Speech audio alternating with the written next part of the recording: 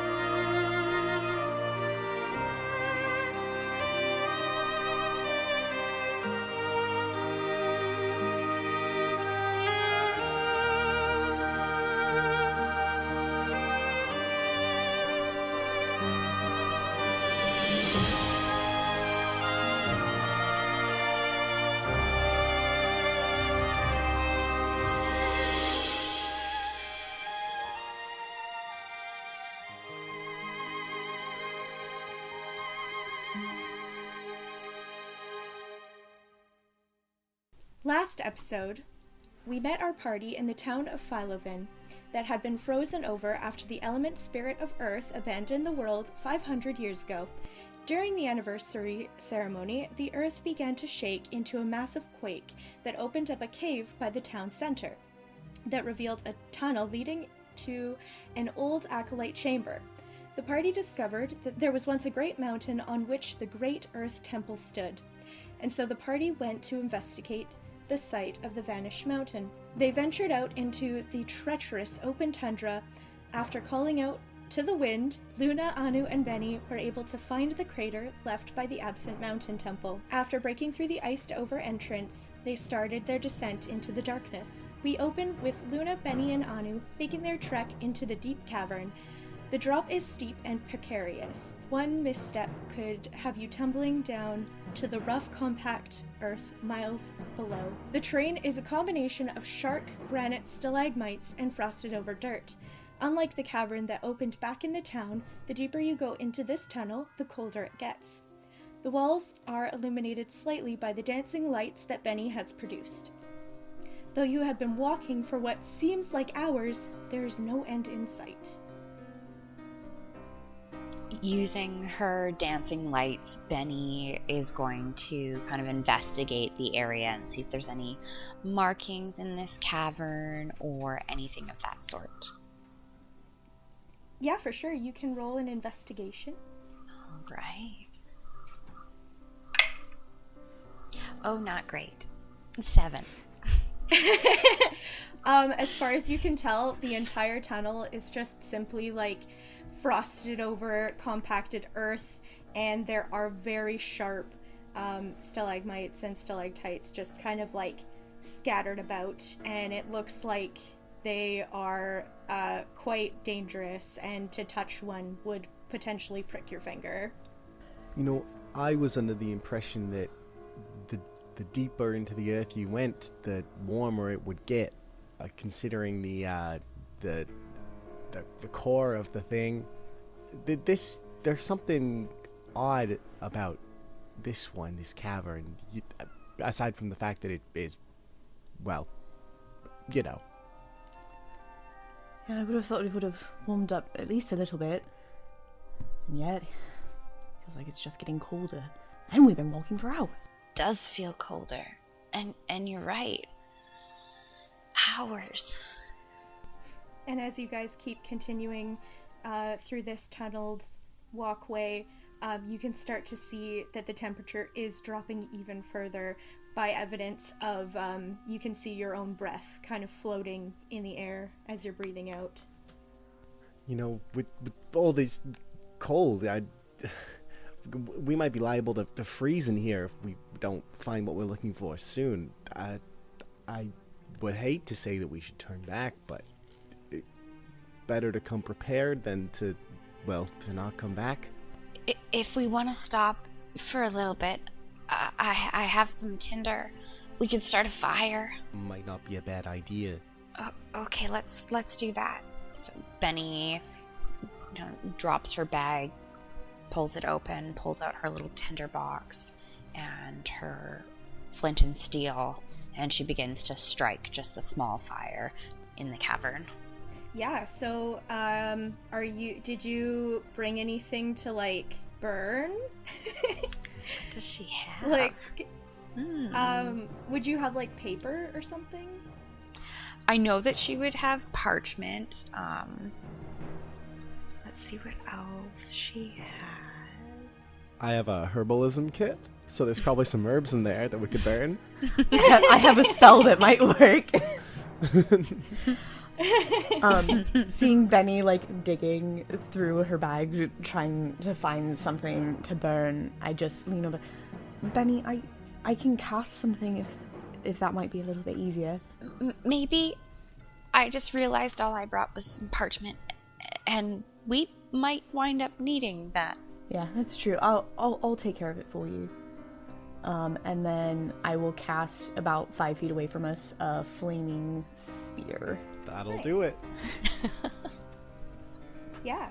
So as you guys are sitting around this sphere, you can feel the warmth radiating, and it does little to help warm your bones from the cold that is so immensely compacted in this tunnel space. So you can still feel the chill around you, and it's quite harsh at your backs where the fire isn't quite touching, but you are feeling a little bit more contented and less like you're about to get frostbite.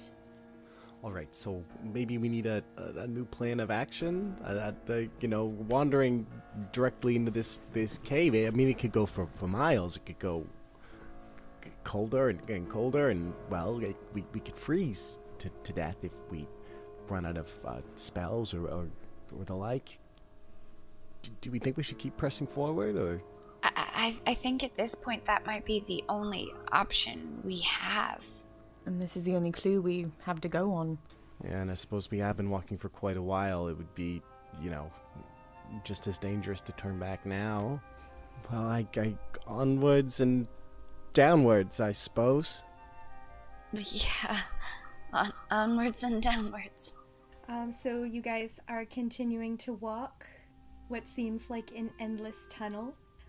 So as you continue, you start to hear a sound akin to chattering teeth, and a light gray mist begins to encircle your feet and encroaches up to your ankles. The walls start to seem to be a darker blue than the clear, fresh frost that you had seen before throughout the tunnels, and there seems to be a light wind coming from deeper into the tunnel. It is extremely frigid, but it's blowing so lightly that it just feels like a wisp on your cheeks. Well, that's different. Yeah. We might be getting close to where we need to be. Maybe to some kind of exit, wherever this is going to spit us out. Maybe. Let's keep going. So as you continue, the wall starts to become a thicker and deeper blue ice, and it almost feels like it's kind of crushing in. The walls are becoming so thick with this paneled sheet. And as you're kind of walking further into the tunnel, you start to see a corner, the first that has ever been in this tunnel, because as far as you've gone, it's just been like a straight shot. So now you're kind of plateaued, and there is a little round corner. And so as you start to turn the corner, you see that there are two wispy white creatures floating just above the fog that has started to encircle your feet. Their hair is long and floats behind them on a phantom gust of wind. Their long arms and claw-tipped fingers are dangling lifelessly at their sides. They seem to be in a trance-like state, unaware and unaffected by the world around them. And I would like someone to roll perception. I can try. Okay. That's a dirty 20. Oh, beautiful. Okay, so over at kind of this, like, the back corner of this little, like, this rounded, like, opening, you can see a very large wisp of a shadow that is kind of, like, floating. It's a much darker shadow than what you would expect to see, especially because there isn't like a light source in this cave, and it kind of looks like it's moving not naturally, and you can hear a very soft whisper on the air, but you cannot understand or make out what it's saying. And at that, I was going to ask if I can use Eyes of the Grave as an action to know the location of any undead within 60 feet. sure. Are any of these things undead? Two of them. Cool. The, like, two white figures that are floating in this area. And at that, everyone roll initiative. Oof. That is a 10. I got 9. Or sorry, 8. I have plus 0. My bad. I thought I was thinking of something else. 13. Yeah. Oh, nice, Benny. Yeah, so, like, as this whisper of non-distinguishable sound goes across to these two floating figures, they kind of snap into attention. You hear their bones kind of creak within use as they whip their heads around to spot the party. They let out a ear-piercing wail that is almost like shaking the room around them, and they start to advance on you guys. There is some bit of half cover, just where the corner is, where you guys are kind of entering, and the space itself is about a 20-foot kind of like opening.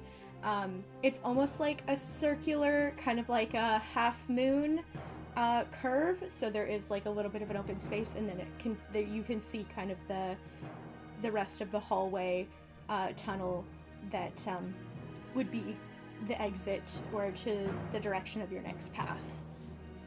Okay. Approximately how far ahead of the party are the two creatures? Probably only about 10 feet. Okay. It isn't a very big space, and we're kind of floating in like the center. So if you guys are coming in, and then they're like halfway into the room, and then there's the next half like out into the next bit of tunnel. Because they are so close, Benny is going to move a little bit towards them and draw her sickle from her waistband and slash at the closest to her. Yeah, go for it. That's a 17 to hit. Absolutely. Beautiful. For only 3 points of damage. That's okay. You still did good. And then it is the Banshee's turn. So Benny, the one that you just attacked, is going to lash out with its corrupting touch and try to strike at you with its long, kind of curled in, almost like frost-bitten nails. It looks like black at the base, and then this very sharp, almost icicle spike coming out at the tip. And it is going to... It just misses you. Okay. So it slashes out with its claws, and you narrowly dodge, just as you're in anticipation and adrenaline is running, and so you kind of move out of the way just in time to not be gouged out with its long claws. And then the second banshee is going to kind of float over to the entrance, and it's going to go and try to attack Anu. Same thing, it's going to kind of lash out its claws at you, and that definitely doesn't hit. So kind of the same thing is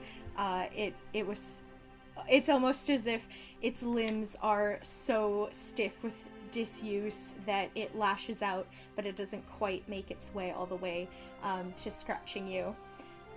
And then it is Anu's turn. Okay, I'm going to use my channel divinity to turn undead. So I'm going to hold up my holy symbol and speak a prayer. And so both the banshees have to make a wisdom saving throw, DC 15. Okay. One of them saves and one of them fails. Okay, so the one that fails must spend its turn trying to move as far away from me as it can, and it can't willingly move to a space within 30 feet of me. And it cannot take reactions. Yeah. Okay. So it's going to be moving out of the tunnel completely.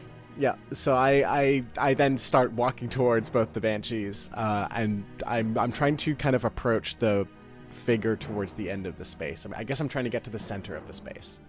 Sure. Yeah, and that's my turn. Yeah, you can easily do that. Awesome. And Luna. All right. Luna is going to, as she rounds the corner and sees these creatures, lift her hand up and cast a guiding bolt at the one that's not running away. Okay. 13. Yeah, you hit. Heck yeah. And that's 5d6 of radiant damage. 15 points of radiant damage. Oh, beautiful. So it's not looking great. Still looks like it's in some fighting order, but you definitely hear this ear-piercing wail kind of start to erupt from its lips that have been all cracked and are very, very thin. Its lidless eyes are kind of like gouging out as if it's just been stricken with such intense pain. And is that your turn? Yes. Awesome. Okay, Benny. So, just for clarification, the one that Anu pushed away or was frightened is not the one directly in front of Benny? No. Okay. So the one that Anu was like pushing back had gone right up to him. Okay, perfect. So you're still in melee range. Okay. Benny is gonna be like, oh no, that, oh no. And so then she's going to not like the creature right in front of her, and she's gonna put both of her hands out. Tasha's caustic brew. The one in front of her is gonna have to make a dexterity saving throw of DC 15. Sure. Nope. You got it. Perfect. Flustered from her sickle attack not doing nearly enough, she's like, oh no. And it's 8 points of acid damage. Nice. Okay. And now it is the Banshee's turn. So as you see the one that has been pushed back and is kind of looking frightened and like not used to not being able to do something, and it seems like being the one who is the scary thing is like its default setting. So not being the scary thing is like really upsetting this creature. And so it is going to let out an ear-piercing wail, and I need everyone to do a wisdom saving throw. That's a 24. All right, Anu, you're good. 9. 9? Oh no, Jupiter. Benny only got 13. Oh, okay. Oh, you just. Okay, so Benny and Anu, you are going to take 13 points of psychic damage, and Jupiter, you feel so intensely affected by this wail. It's starting to pierce your ears. It is just scrambling your brain, and you feel faint, and you drop down with 0 hit points. Oh no. Oh, dang. And the other banshee just kind of cackles a very loud wail and just kind of glares at you, Benny, as if to say, try and strike again. All right. Anu. Seeing the state of things, Anu is going to use Radiant Consumption. So I'm going to radiate a bright light in a 10-foot radius, and the dim light that extends 20 feet for 1 minute. And once per turn, one attack or spell will deal 5 extra radiant damage to the target. At the end of my turn, all creatures within 10 feet of me, including myself, take 3 radiant damage. So I'm going to move away from the others, and I'm going to cast Spare the Dying to stabilize Luna. Spare the Dying, which I can cast at a range of up to 60 feet. So as my action, I'm going to do that, and then I'm going to Spare the Dying as bonus action, and then ideally myself and the 2 banshees each take 3 radiant damage. Okay, and one of the banshees is down in front of Caitlin. You can see that this creature just starts to like close in on itself. Its shoulders start to slump, and it's wailing in excruciating pain at this light. And it just kind of starts to sink into the ground and back into the smoke, and it disappears into the mist that circles your feet. And then Spare the Dying, does that put me to 1 HP? It stabilizes you at 0 HP, so you're not dying. Okay. Yeah. I'm fine. Benny will, now that there's no longer a banshee directly in front of her, wander back over to Luna. Oh, no. And she puts her hand on her and cure wounds. Okay, beautiful, yeah. So Jupiter, no D4. No D4. I'm just gonna roll your healing right now. It's only episode 2. I know. But the thing is, too, just as a little behind-the-scenes thing, is that attack can only be used once a day.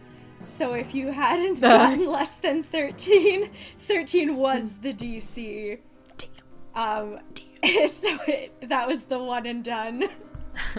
So Luna is up for 11 HP. Nice. Not great, but something. I'm not dying. You're not dead. This was not an intended TPK, guys. It was not intended. That would have been I had so much that would faith have been in awkward. you. Like, I was gonna rewind. This episode didn't happen. Or we would just, like, roll new characters and start again at Philovin, and then you guys would be like, hey, do you remember those 3 that never came back? We should go check on them. And find our, like, frozen corpses, like, with horrified expressions from the banshee's wails, like, frozen in the ice. Yeah. Okay, so Benny, that was your turn. Yeah. Beautiful. So it is the banshee's turn. And it can't really do anything because it can't move closer to where Anu is. In fact, it must, and I didn't realize this earlier, it must use its dash action to move as far away from me as possible. That's the only action that it can take. Oh, well then, yeah. So it is, it's going to go around the corner and dash all the way out of sight further into the tunnel. So at present, you cannot see it. Can we still see that shadow on the far side? No, as it sort of disappeared right after the combat started. So there was like the whisper on the wind, and then the shadow was gone. So the banshee just went. So Anu, it's your turn. Okay, I'm going to use all my movement to follow the banshee. Am I able to see it if I do that? Yeah, so if you round the corner, you're able to see the banshee start to... It's in, like, the midst... If we want to make this cinematic, it's in the midst of floating away at top speed, and you can see it as it's going. Okay, I'm going to cast Toll the Dead, and must succeed on a wisdom saving throw. Nope, nat 1. So you are gonna get an extra d4 of damage, because nat 1s deserve punishment. So true. So that's 2d8 plus a d4. So that's 7 plus 2. That's 9 damage. 9 necrotic damage, which is probably not the best to use on undead, but it is all I have. It is not, but that's okay. And you can see it's looking real banged up, but it's still floating away as best it can. And then it is Luna's turn. Luna would have woken up and just kind of, what the hell? And, used her action to get back up. Oh, so that's just your movement, but you do have an action. Is that move? Okay. Yeah. So to get up is movement, but you still have an action. Okay, never mind. Okay, so she gets up. She's like, oh, and she is she within 120 feet of the fleeing banshee? Yes, but you can't see the banshee at all. Oh, okay. I'm not around the corner. You also can't. Yeah, so she kind of got you. I don't think you had moved further into the cave yet. I had just rounded the corner. Yeah, so you're 20 feet away from where the tunnel continues, so, like, you can't even see Anu now, like, they're both, like, out of there. Okay, I suppose I will just stand up then. Yeah, if you can cure yourself, you can get some more HP, you can prepare an action as well if you wanted to, like, the next time I see the banshee and I'm within range, I will cast this. I will go ahead and do that. I will hold my action to cast Guiding Bolt the next time that I see the banshee. Beautiful. All right. So then Benny. So Benny had gone back to Luna. Using her 30 feet of movement, can she get around to see where Anu and the banshee had gone to? Yeah, for sure. So the space is only 20 feet wide, so you can use your 20 feet and then the last 10 to round the corner and go a little bit further into the tunnel system, so you'd be able to see Anu and the banshee. Perfect. And just for, as Benny rounds the corner, is the banshee directly behind Anu, or is there a bit of an angle between the two of them? So the space itself is about 10 feet wide, so you, like, in terms of, like, a board, you could have two people standing right beside each other. So if you get up to Anu, there's nothing in front of the banshee. Perfect, because I want to avoid some friendly fire. We don't do friendly fire. So Benny will move up right alongside Anu and tuck her sickle back into her waistband and draw out her short bow and shoot the banshee. Yeah, go for it. That is a 19 to hit. You absolutely hit. 4 points of piercing. It's looking like it's starting to kind of fade back into the smoke that is still kind of around your guys' ankles. And it's about half in, half out, so it looks like it's just crawling to still get away from Anu specifically. So it's still trying to fight, but it looks like it's barely hanging on. So it's the Banshee's turn, and the Banshee's just going to do another dash to get away. So it goes much further into the hall, and just kind of, like, literally crawling, like, claw to ground, trying to make its way away from you guys. and then Anu, it is your turn. Okay, I'm going to first end Radiant Consumption as bonus action, so that Benny does not get knocked for radiant damage. And then I'm going to move as close as I can to the Banshee, and I'm going to cast Toll the Dead again, and this time it's going to do 2d12 damage if it fails the save, so it has to make a Wisdom save, DC 15. 2. Okay. I need different dice, guys. So that's going to be... It's going to be 12 necrotic damage. And as you cast this, and the Banshee is crawling for dear death, it starts to wail and scream as it kind of is like sinking and it looks like it's being pulled down into the smoke, and it dissipates and disappears beneath your feet into the smoke. Well, at least we're not alone in this cave. I think I'd rather be alone.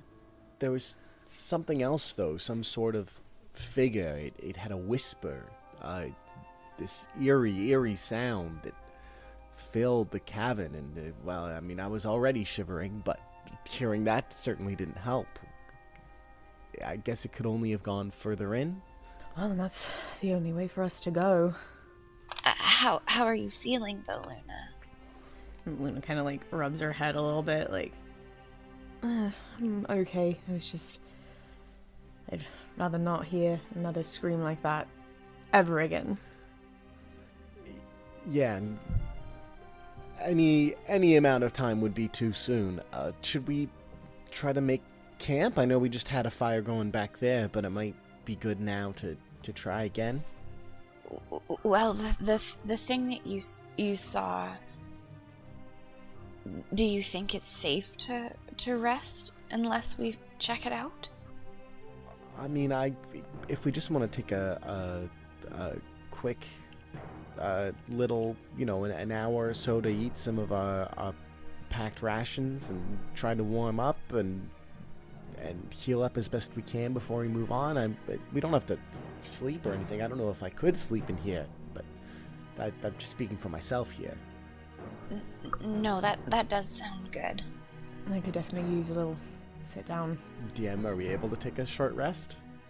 You absolutely can do whatever pleases you. Okay. Let's do a short rest. Yes. So you guys kind of do the same thing. You produce a little flame. Again, the cold has not receded in the slightest. In fact, it feels almost even more intense. It feels like you're getting to maybe minus 50 degrees Celsius. Like, this seems like temperatures that could kill someone if they spent too long in this space. But you guys have your little fire, so it is saving you from that imminent death. And you sit and you eat your ration, and you kind of like take a little bit of rest, having a grand old time in the frigid cold. Mm-hmm. Do you guys want to like chat about anything or do anything? I mean, I feel like this, whatever this shadow thing is, it's got to be somehow related to this cavern, to everything that brought us here, right? Could it be related to the spirits? I mean, did it seem like it was defending anything, or did we just like stumble upon where it lived? I couldn't say. I mean, now that you say it, it could just be that we intruded on its home, but it didn't act particularly hostile, though it certainly seemed to be no enemy of the banshees we just encountered. Do you want to roll an insight check? Sure. Okay. That's a dirty 20. Oh, beautiful. So as you're thinking about this and you're thinking back, you noticed as you were kind of like paying attention to the space before the banshees started to become aggressive, that once so they were originally just kind of floating there, not noticing anything, just kind of existing in this space, and then after the wind with this kind of phantom voice passed over them and kind of filled the room. That's when they initiated the attack.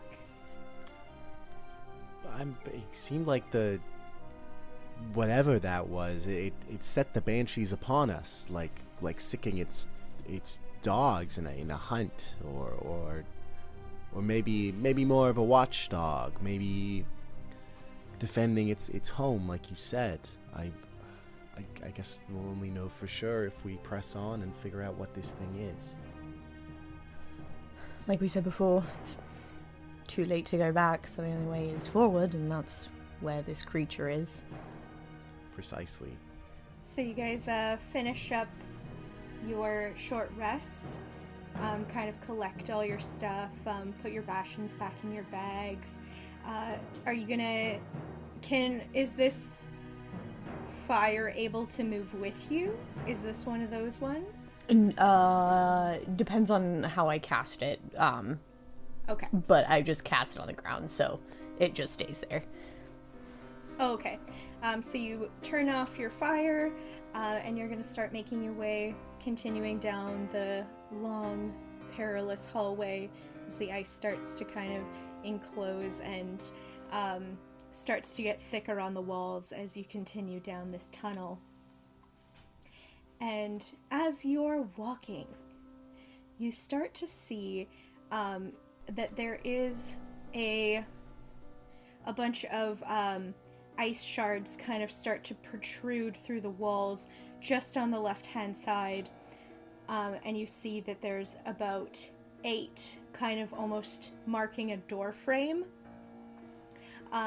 And as you kind of start to walk closer, you see that there is a door that is entirely made out of iron that is encased in this kind of ice wall with these ice shards marking this entrance. They do kind of come out about 5 feet, so going up to this door, it would be like one person in front of the other rather than side by side kind of in this space.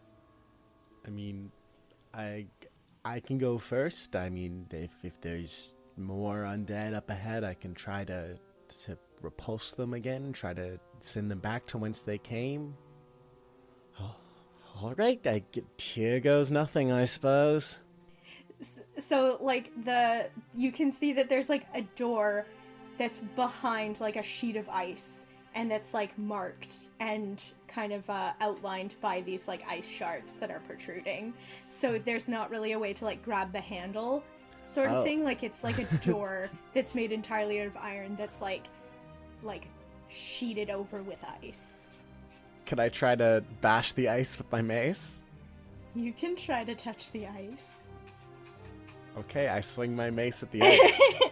Okay, so as you do that, you start to notice that the walls around you, and particularly these icicle shards that have been framing this door, start to crack, and the ice that has been encasing the stone walls and the 8 icicles that are coming out of the wall start to break into really small shards that whiz past you, kind of circle in a little mini tornado over kind of like a little bit further back down the hallway from where you came, and the ice starts to crunch into shards, and they all kind of compact together, and as they start to form into a gigantic Goliath-looking beast made out of this dark ice, jagged shards. And the creature is almost 8 feet tall and is slightly hunched over as if its body is made of sheer, as if the body that it has made of sheer ice is almost too heavy, and it lets out a deafening roar like the sound of shattering glass, and it starts to kind of run at you as if to like body check you guys all away from this door.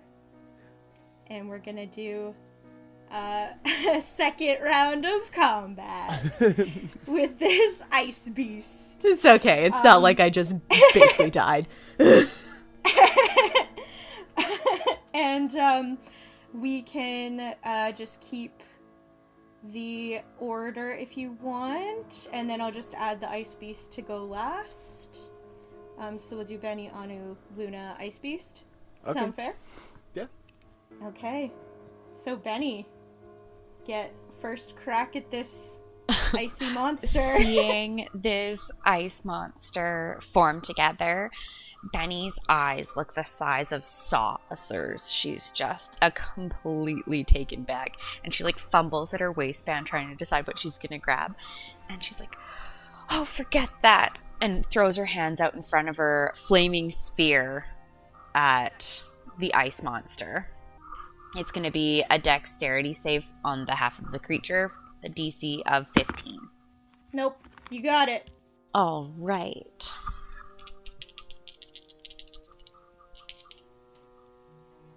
$10 points of fire damage.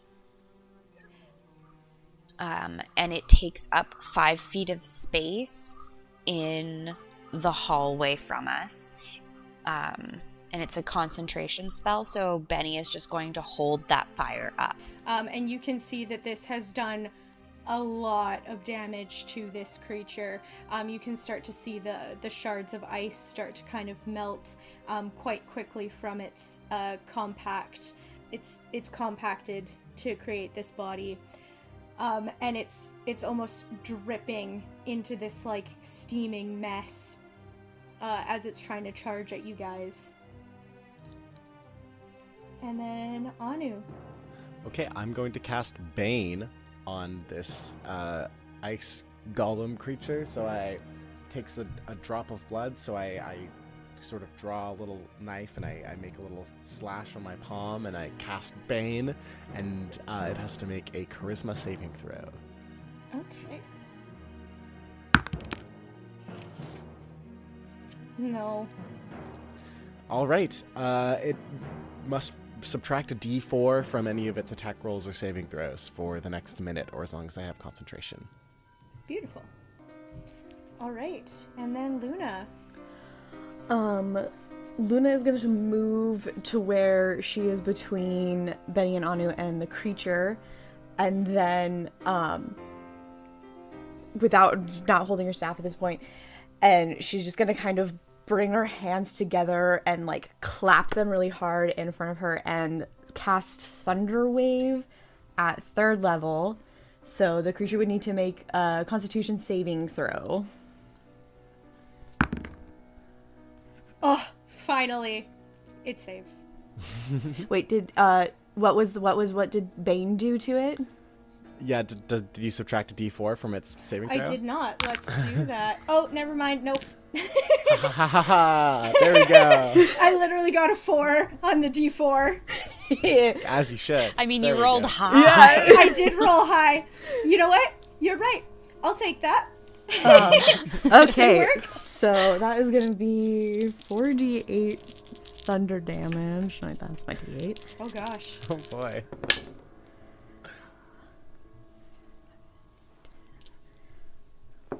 Luna's redemption. I know.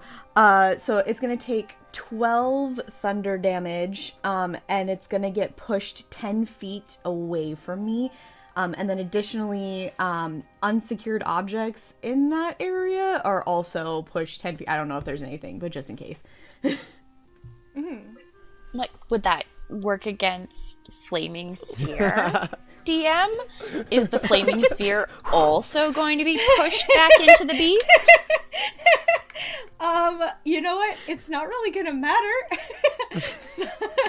Because the fire already did like a lot, and this was also a lot. So it's gonna die. So we'll let Luna finish up how you wanna make this like grand explanation of your triumph, and then I'll tell you what happens next. So she brings her hands together and just, you guys hear this thunderous boom, which just is like echoing throughout the cave. And as it hits the monster, just kind of like all the little pieces that have already started melting, it just kind of blows it apart. Oh yeah, it does. For sure. So as this thunderous rumble emits through this cave, you start to see a lot of the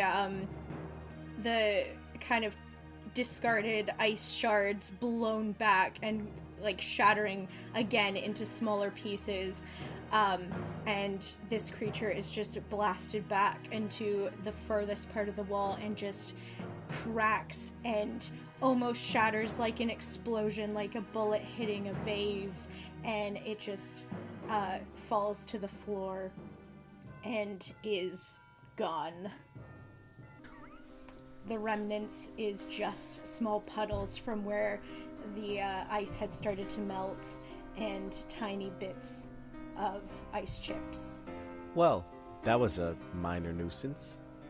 I just really hope we're not going to have to fight something like every 30 feet that we make it in this cave. It really seems like that's the way that things are going. It doesn't seem to be a friendly place, this cave, to say the least. But with that being said, should we see what's behind door number 1?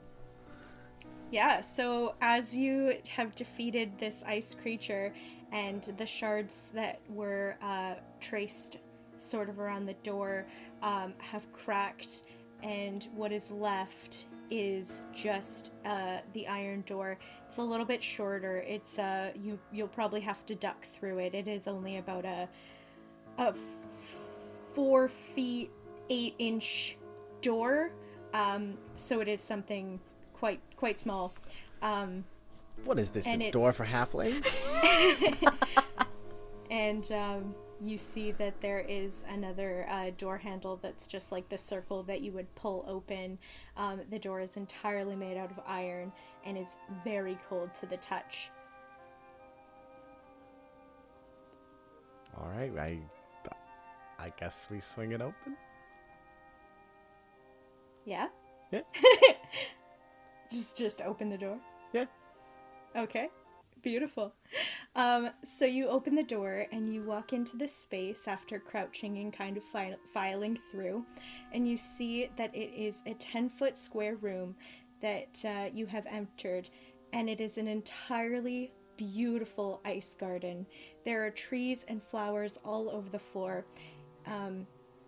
If it were not for the ice, this would be a lush, beautiful garden. You wish you could imagine the smell of the greenery. You see all of the trees are speckled with these crystallized round orbs, and the room seems as if it's giving off its own light, as the scene in front of you is glittering and shining, as though it is a clear sunny day overhead, though the ceiling is simply crusted over with ice like the rest of the room. And at the back wall, as you're kind of walking deeper into the space, you see that there is a slab of ice in a silver frame molded with vines and peonies etched in beautiful swirls of life. Wow. It's beautiful in here. Like nothing I've ever seen. I don't think I've ever thought of ice as beautiful before. Benny's going to walk towards that silver frame with the vines and the peonies and just look at it, seeing if there's anything else in its intricacy or if it's just floral. Yeah, so you look, are you trying to look like really deep into it? Do you want to look like investigation check?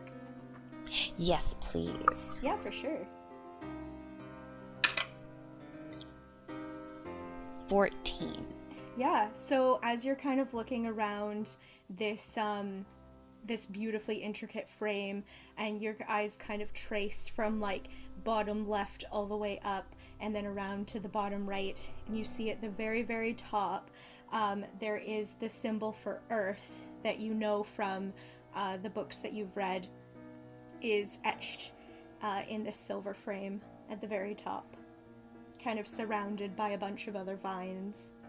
Benny, upon seeing the Earth symbol at the top, will communicate that to the others. Everyone, and she just like points towards the symbol. Earth. That seems promising. our best lead yet. What do you think we do? I don't really have the foggiest idea. Benny is gonna stretch a gloved hand and touch the frame and see if the heat from her hand does anything in particular.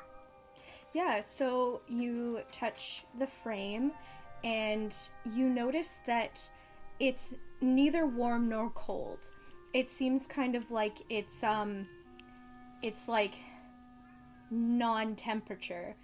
Like it doesn't feel like anything against your hand. You're just met with a solid piece of metal. I'm unsure how to communicate that to the others because Benny's awkward. She just like touches it and then pulls her hand away and then touches it again, makes eye contact with Luna, and then just keeps, and then with Ani, same idea, touches the frame and pulls her hand away as if like silently instructing you guys to Luna do that just too. like keep maintaining eye contact, just like walks up and just like very like the quickest, like when you're afraid it's gonna be hot or something, just like and then like goes back and actually puts her hand on it. Anu tries putting two hands on it and like giving a little push and then also pulling back and then push and then pulling back. Yeah, so both of you are met with the same feeling of non-temperature sensation as you're touching this metal. And then as you're kind of like moving it back and forth, you notice that there is no stand keeping it upright from the back, and there's nothing supporting it from the front. It doesn't look like it's been submerged into the ground. It just looks like it's being kept up, not by its own weight, but it's kind of just staying upright as if it's just, that's how it is, and it's meant to be that way. Could this be some sort of passage, some gateway to for the spirits, or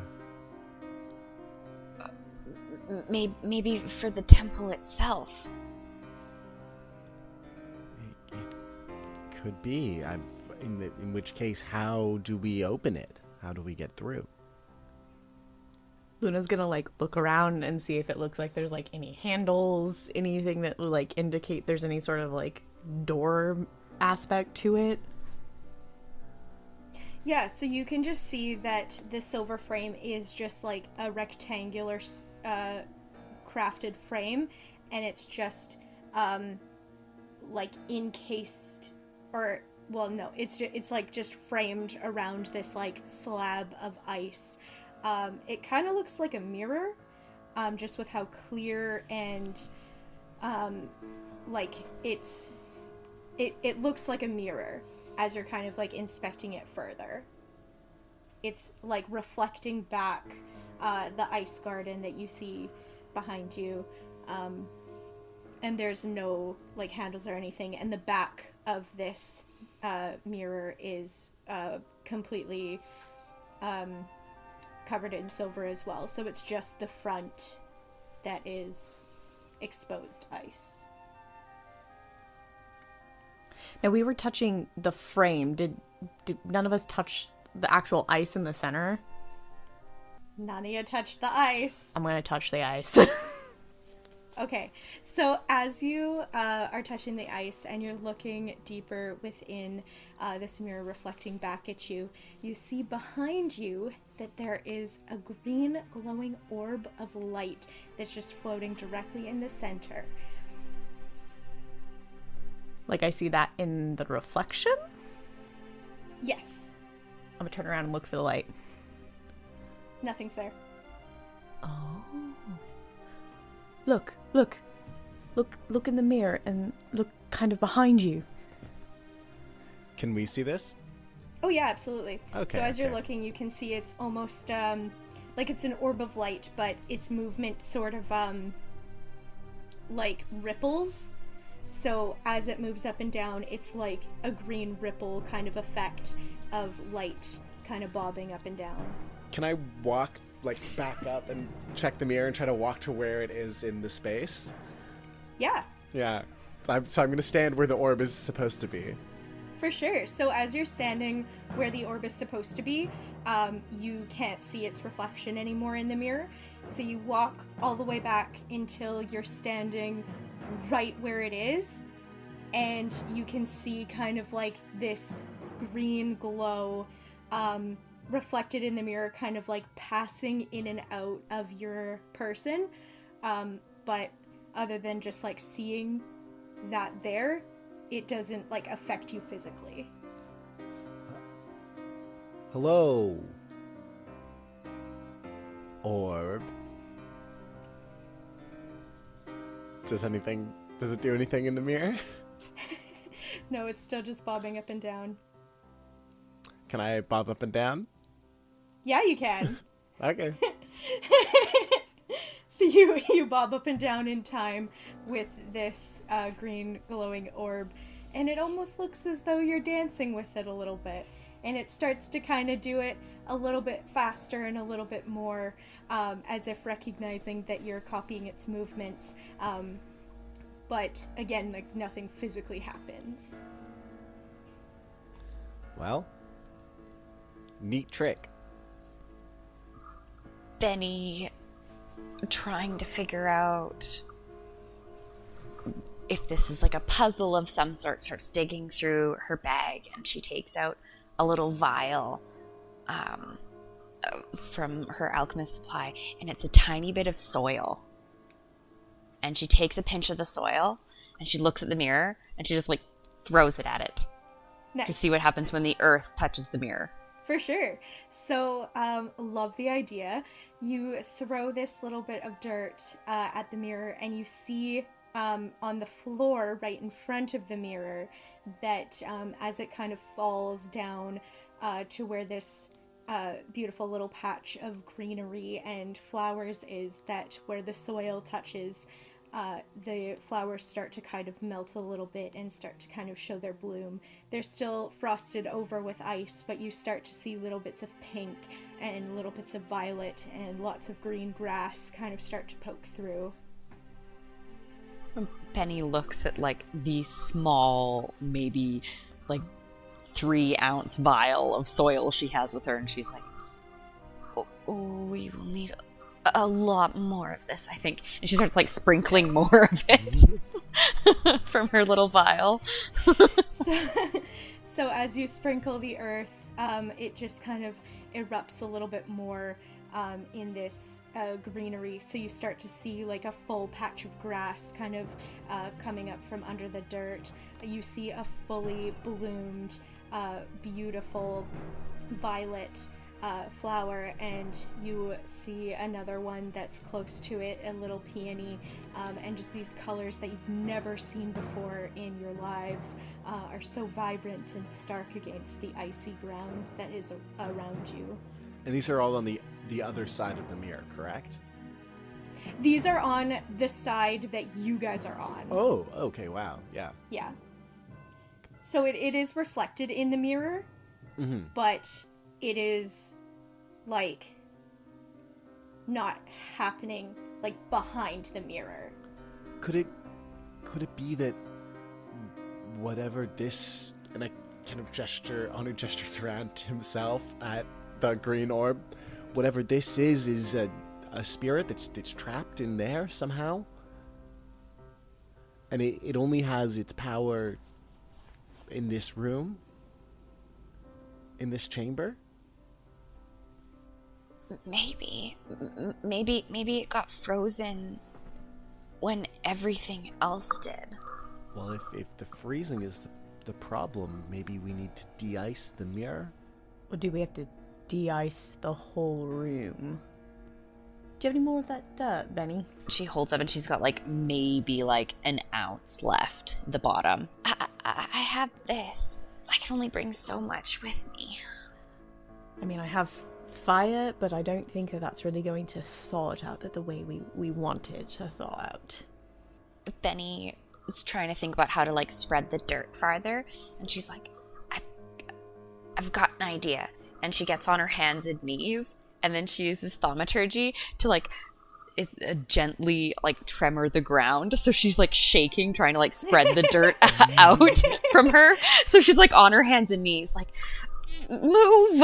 And the ground just shakes just a little bit. It's such a harmless little tremor trying to sprinkle the dirt out further. For sure. Roll me a d20. 12. Okay. So as you're shaking this earth, you just see like a 12-foot patch kind of like of this dirt sprinkling, kind of like what you would see if you were putting like sand on a speaker, and it kind of like jumbles and shakes towards further on the ice garden, and you start to kind of see the same effect kind of melting a little bit of the ice. And so as it kind of like expands out, just with this little bit of dirt that you brought, it's like as it goes out further, it's still, a lot of the greenery is frosted over, but some of it has started to fully melt, so you have like a nice little 5-foot patch of fully green space with just this whole like expanse of beautiful flowers. And as the earth has started to melt, you can start to smell this vibrant, like you can smell gardenias and roses, and it's just so beautiful, and you can smell the dirt, and it just is like the most incredible thing you've ever experienced. Benny, still on her hands and knees in the ground, seeing that 5-foot space, is going to take out her dagger and around the edge of the flowers, see if she can pick out any more earth. So you're trying to like dig into the earth? Yeah, dig into the earth using her dagger. Okay. Yeah, so you kind of start hacking away at this little space, and as you kind of go down, it just seems like it's just compacted earth. So like you get the first sort of like couple inches of just soil, and then it seems like it's just really dense earth underneath. So it seems like almost that this is like, all of the flowers are real, but it seems like it was almost like a blanket. So the roots don't go down very deep. It's just sort of this top layer that is greened over. She's gonna try to scoop up what soil she can from that little 2-inch segment, and then try to like toss it further to try to spread the melt. And then same idea, she's gonna crawl forward on her hands and knees again, and then thaumaturgy the ground just to try to shake out that, just trying to remove the frost from the plants around her. Yeah.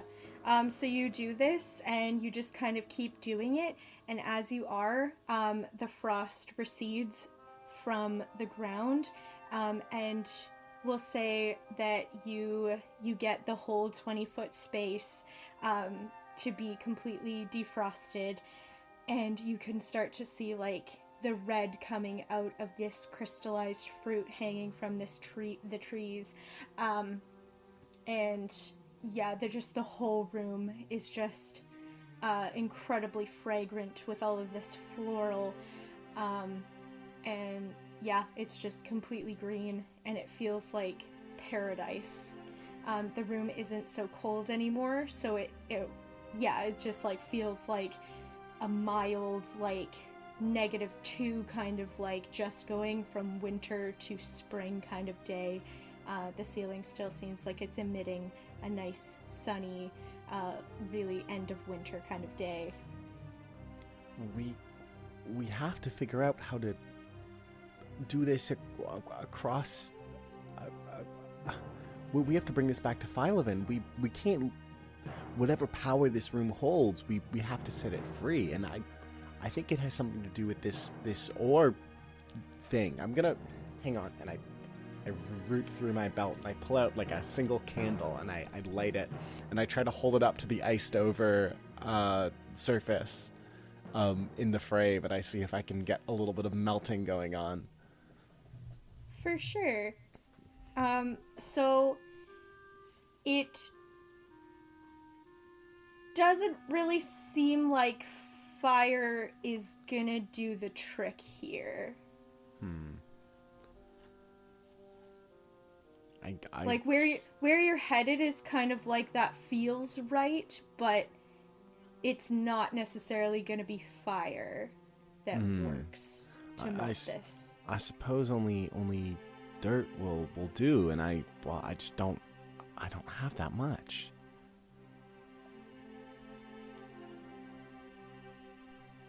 Benny, seeing the room now, like, enveloped in all of these flowers and finally being able to see the orbs hanging from the trees, she's gonna wander up to the tree and look at the orb and pick one.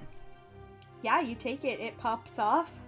You can kind of wipe away the last bit of frost on it, and it's just this perfectly round, like firm piece of fruit, and the red is just the most vibrant, glossy shade that you've ever seen. Benny is going to wipe her dagger off on her tunic and then cut into the fruit. Yeah. Does it look like a good, does it look edible to her? For sure. Or if you want to, you can roll in nature. She would love to. Yeah. Not great. 10. As far as you can tell, this looks like the most purest fruit. It looks delicious. It looks like phenomenal. But you're also like, oh, what if it's poisonous? I've never eaten one of these. I've never, had one of these. I only have heard about them. So, what if it kills me? I don't know. It might look good, but what if it just, is deadly? Thinking about that, Benny's going to, precariously hold the fruit in one hand and dig through her bag with the other, and then stretch her hand with a, healing potion out to Luna. Hold this. And then she takes the piece of the fruit and just shoves it in her mouth. Yeah. So you take a bite of this fruit and it just explodes in this juicy, sweet, the most delicious thing that you've ever had in your whole life. It tastes like a crisp, apple flavor. I don't know how to describe an apple flavor without just saying an apple flavor. So it tastes like apples, and it's just so sweet, and some of the juice kind of dribbles down your chin as you're really going for this apple. And you're feeling like this was a good choice. Benny cannot contain her excitement, so with her mouth full, she's gonna look at Luna and Anu individually and be like, give them the biggest thumbs up. Luna was standing there with the potion uncorked, ready to lunge at Benny to dump it down, and caps it, and then trades Benny the potion, or gives Benny the potion back. So Benny stuffs the potion back in her bag and then uses the dagger now to cut a slice of the fruit and hand it to Luna, and slice the fruit and hand it to Anu. Yeah. Look at Anu and down the hatch, just pops it in his mouth. Yeah, and you experience the same explosion of juicy, fruity, sweet, crisp. There's a lovely crunch to it. It feels perfectly ripe, and it just tastes amazing. That might be the best thing I've ever tasted. You know, it certainly gives the leek stew a run for its money. I can tell you that much. Benny's gonna wander over to the tree and grab a couple more of the orbs, tucking them into her bag. Mm-hmm. And then, still seeing the ice on the mirror, she would scan the room to see if there is anything else in the room marked with that earth symbol. Yeah, you can do, you can investigate.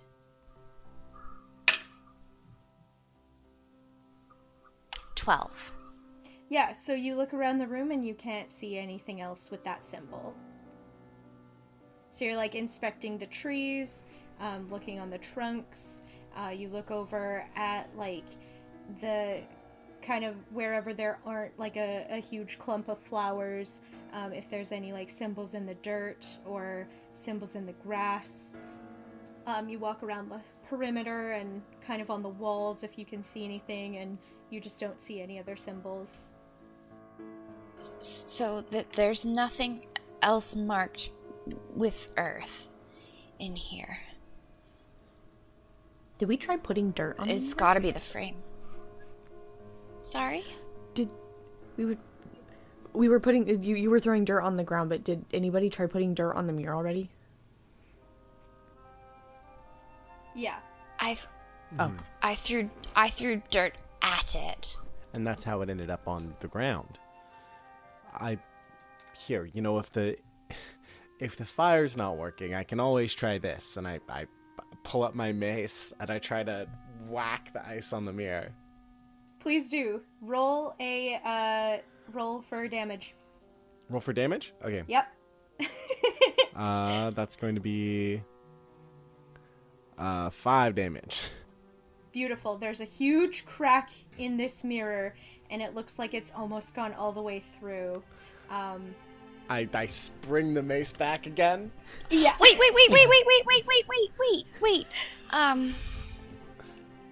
Earth didn't work.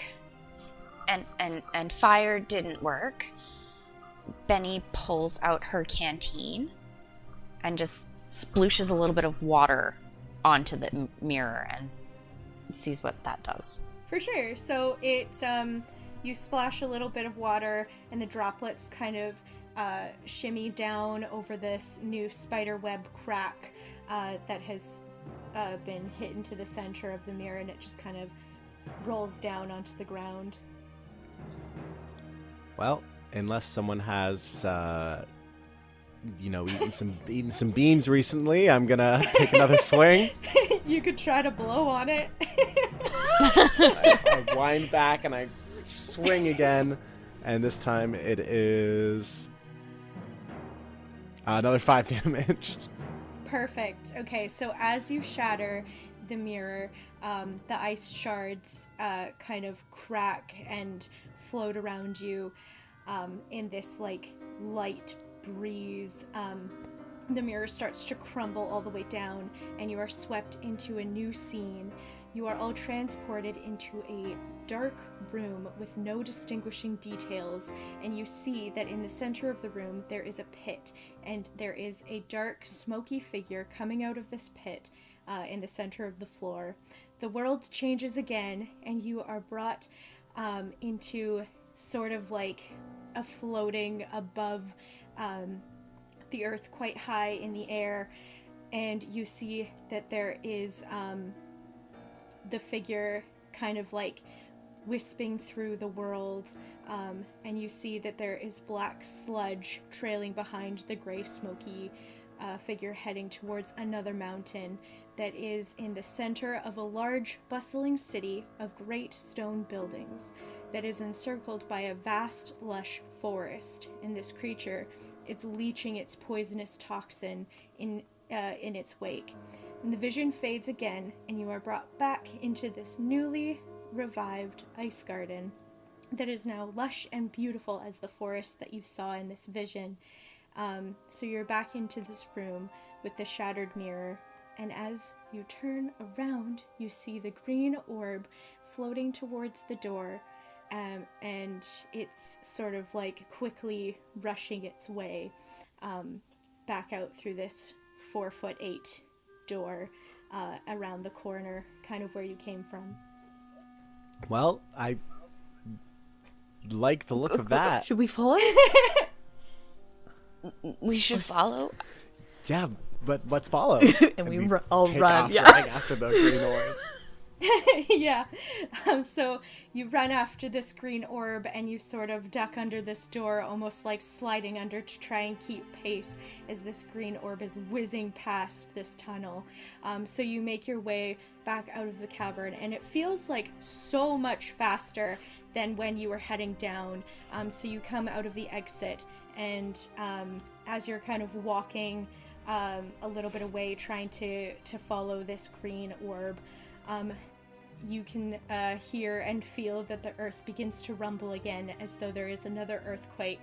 But as you look back, you can see that there is a small hill covered in frosted over grass where the crater was a short moment ago. The snow seems slightly more damp and slushy than it was, and than it should be in the open tundra.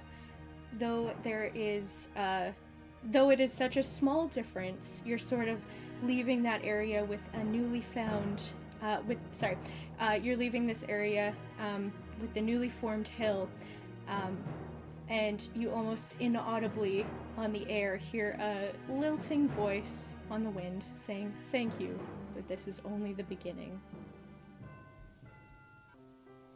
Well? Did you guys hear that too? Yeah, I was worried I was losing it. Yeah, I heard it. Was that... Could that have been... the Earth Spirit?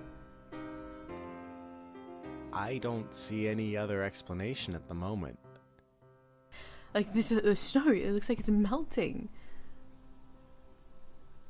How does the temperature feel?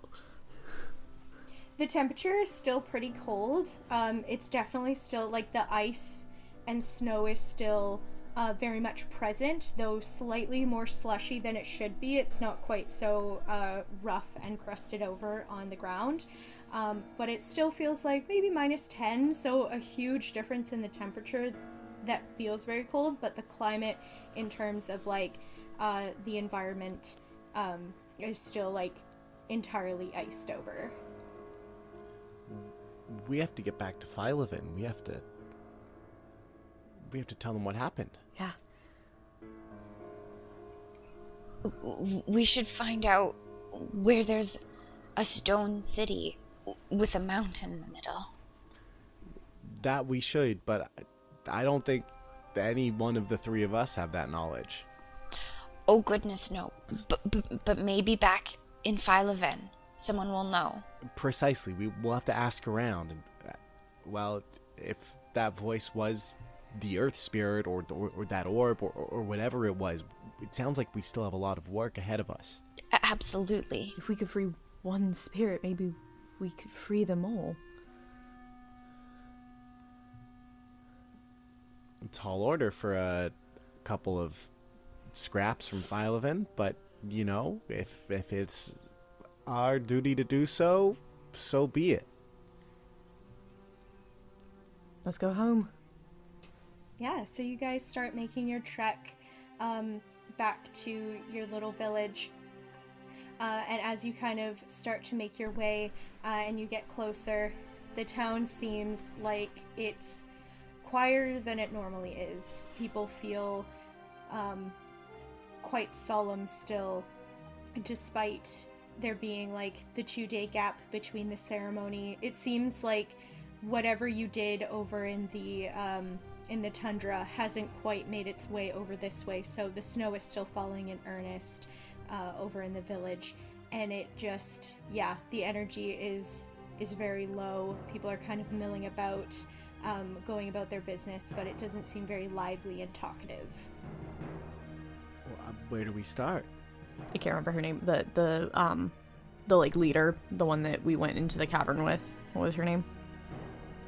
Massima. We should probably find Massima. She would probably be the one that would have the most knowledge.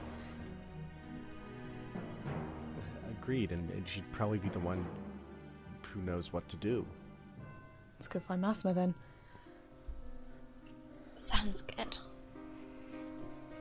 Yeah, so you guys make your way into the town proper, and yeah, again, like as you're passing down these streets, people kind of like acknowledge you with little curt nods, and just continue about their business. It's very solemn right now. So where are you trying to look for Massima first? At her home, perhaps? Yes, a good place to start. Yeah, so you guys make your way over to the town center, and you go into the town hall. It seems really deserted in here, but you know that Massima has her office space and then her living quarters over further to the right, and then there's like another hallway down that leads to her home proper. As we approach her house, Luna will just knock on the door. Massima? Are you there? And you start to hear little shuffling feet coming up to the door, and you see Massima open just a creak to kind of peek out to see who it is, and then she fully opens the door and says, "You've returned. Oh, please come in, come in." Thank you. We found the most bizarre thing in that cave. Oh, well, I'm very pleased to see you've returned. We were all very worried. Cecily and I could hardly sleep while you were gone. There was a chamber and this mirror and this green orb of light and there were flowers. There was fruit. Benny, do you still have one? Benny reaches into her bag as soon as Anu says fruit, and she pulls out one of the 2 orbs that she brought with her, and she just holds it in both hands and kind of like presents it to Massima. And you see Massima just kind of like put her hand over her heart and is like dumbfounded, like she can't believe what she's seeing. And she kind of looks at you tentatively and reaches out to take the apple from your hands. And do you let her? Yes. Okay. So she picks up this fruit and just looks it over and kind of like is carefully contemplating it and what it means and what it represents. And she says, "I have never, in my 80 years, seen anything like this. How did this come to pass? How did you find such a magnificent thing out in the tundra of all places?" I threw dirt, and then I shouted at the dirt, and then it thawed. I see. She kind of looks at you like, maybe you guys have gone mad. However, this is quite an extraordinary find, so she doesn't quite know how to react to that. Seeing Massima's face like puzzle over Benny's like, right, beginning. So we went to the lake, and we went into a cavern. We fought some things, really nasty things underground. And then there was a door, and Anu opened the door, and then there was a room, frozen, beautiful room, flowers and trees with those orbs on them. All trapped under ice. Yes, and that's when the dirt flinging began. Yes, you see, there was this frame. There was this frame in the middle of the room. There was, and it had this ice sheet over a reflective surface, and in the reflection, Luna saw this green orb. But when we turned around, it wasn't there. It wasn't in the room. You saw a green floating orb? Yeah. And then Anu smashed it, and then the orb flew out, and then the snow started to melt. In the tundra? It looked like it. I mean, there was still snow everywhere, but it certainly didn't seem frozen over. It seemed more like slush. Well, this is just too much to handle without a cup of tea. So, come into the sitting room. We shouldn't be lurking in doorways. It's not polite. And she's kind of still like really like looking between you guys and this apple, like kind of like subtly sniffing it, just like so dumbfounded by this piece of fruit. And she leads you all into this little sitting room. And the cushions are all kind of made out of like sack and as much kind of like cloth stuffing, but they're very lumpy and lopsided, as well as looking like very old. And you're kind of sitting on this like wooden couch sort of thing, and she kind of calls out into the other room, Cecily, we have company. Could you make some tea for 6? No, just 5. Could you make some tea for 5 and then join us? And then you hear Cecily call out, Of course, grandmother. And Massima sort of sits down on the opposite sort of bench couch from you guys and just kind of is like waiting expectantly for more tales. She kind of doesn't really know how to respond to this. So you're saying that the spirit was trapped in a mirror of ice?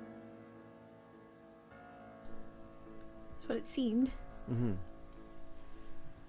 Well, that's most troubling, as how did it become trapped? All these years we thought, oh goodness, could a mortal have done this? No, I don't think so. When Anu broke the frame, we could see glimpses of a place we weren't at. There was a shadowy figure that left a trail of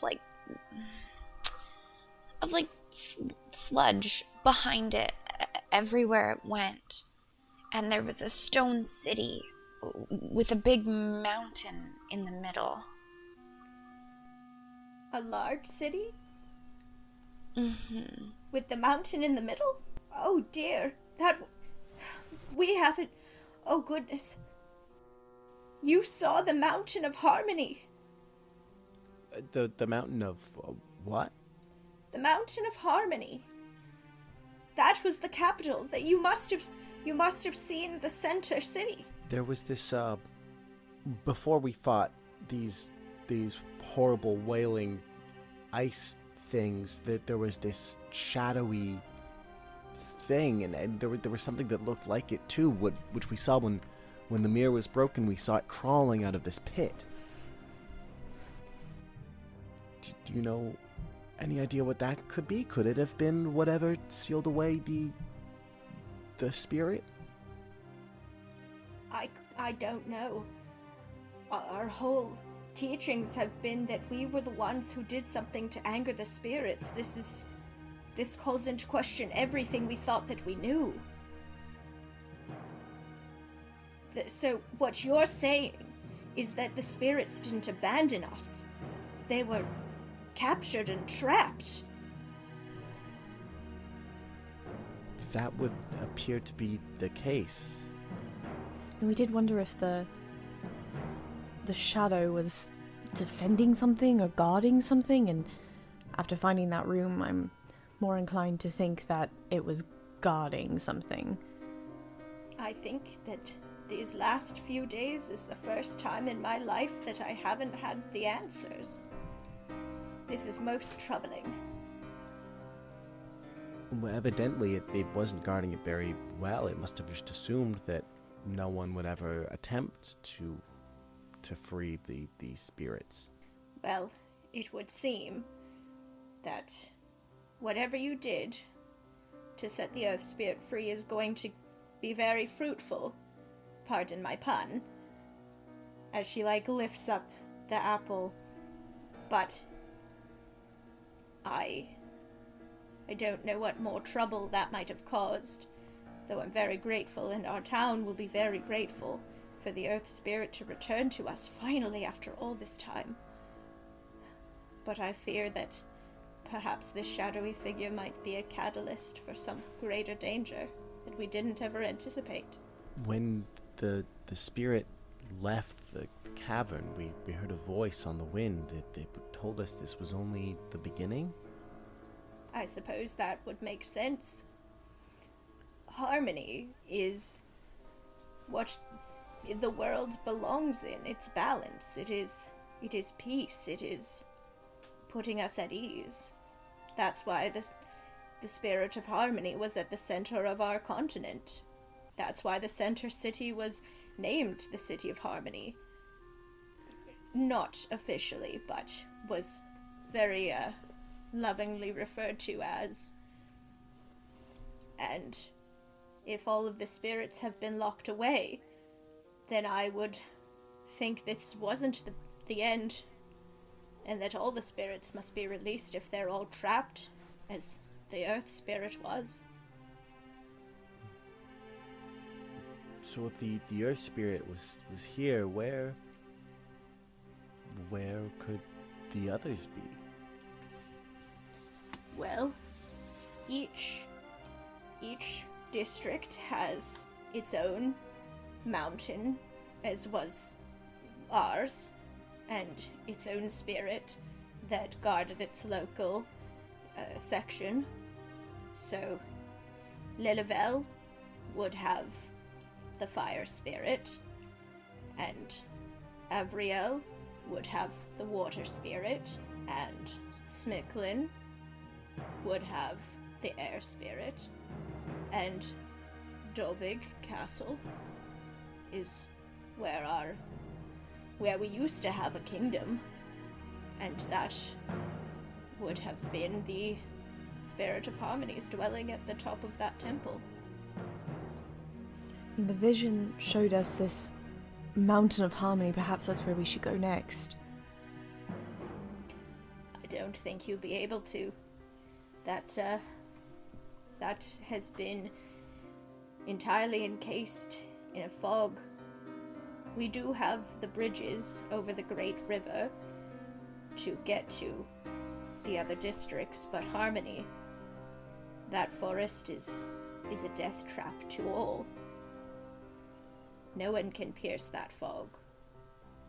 So, I guess that leaves us to try to decide if we want to go east towards air or west towards water. I do caution you on this mission. Those territories, we are used to this treacherous landscape of ice, but they are also fraught with great difficulties and perils. Well, someone's going to have to set these free, and it doesn't seem as though anyone else even knows that they've been locked away to begin with. So, I mean, what should we send our the best hunters, or our our best and brightest crafts people? Who are we gonna send to go set these spirits free? I could not answer that. We haven't had trade nor much communication, as it's very difficult to do the crossings between the districts. The heat of the District of Fire is sweltering and would be a very stark difference to what we are acclimatized to. The droughts and deserts are most horrible. And then to the east, there is the worst kind of tornadoes. They spring up unknowingly or without warning, and it's hard to move. It's even harder to get where you're going if you're swept away. Yeah, I can imagine that being swept away by a tornado sounds quite inconveniencing, actually. Yes, I would agree. Luna looks between Benny and Anu and just kind of deep sigh and goes, I've wanted to explore the world to get out of this place for as long as I can remember. I don't know about you two, but I would take the opportunity to see the other lands, and maybe we can bring back that harmony and bring back the elements.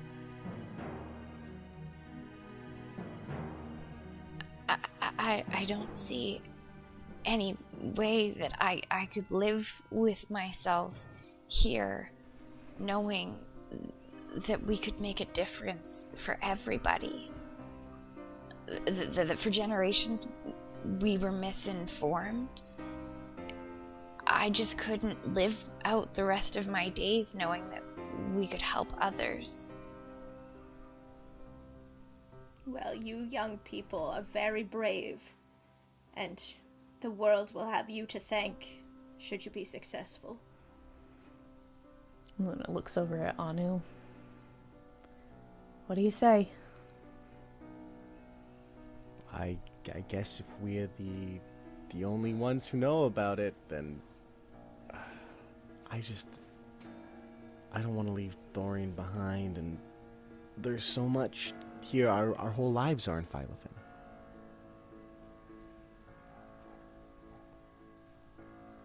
We can always come back. Yeah, if we don't get swept away by a tornado. Look, you're right. There's no other way forward. It's us or it's no one, and if it's no one, then things get very bad. So, I suppose we're all in. And Massimo just kind of gives you all a very, almost teary-eyed, but smiling nod. And she says, go with all the hope, all of the love, all of our civilization, all of the world, and save us from whatever this disaster truly was. Find the truth, and do come home to us. And she reaches out her hand to pass Benny back the fruit. I want you to have that one. I've got one more in my bag to bring home, Dad. And she just kind of retracts her hand and looks up at you very, very gratefully, and smiles, and is still looking very teary-eyed. And at that, Cecily comes in with a tray of tea, made with just scattered needles and bark from the old wood trees that are just kind of on the outskirts, to the southwestern side of this village, and she kind of plops it down and says, so how did it go? You guys came back okay?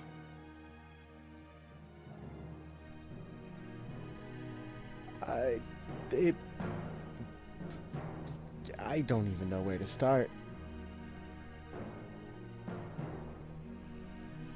Benny, makes a pointed look at the apple and then at Massima. You guys should, have that. With your tea. Thank you. And she kind of plops down next to her grandma and kind of noticing that she's in starting to become in a little bit of a state. She's kind of looking very teary. Little bits of tears are rolling down her cheeks. And so Cecily kind of puts her arm around her and is just kind of gazing at this apple, not really knowing how to comprehend this. And so you guys finish up with Massima, head back out into the town square, And with this newly formed mission, and both sadness at leaving your homes, but also excitement of adventure, and preparing to go and save the world, we're gonna end the session here. All right. Yeah. Yeah. Poop poop.